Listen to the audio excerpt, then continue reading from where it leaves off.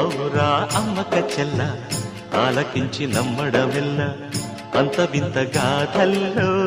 ఆనందలాల బాపురే బ్రహ్మకు చెల్ల వైనవంత వల్లించవల్ల రేపల్లె వాడల్లో ఆనందలీలా అయిన వాడే అందరికీ అయినా అందడు ఎవ్వరికి అయిన వాడే అందరికీ అయినా అందడు ఎవ్వరికి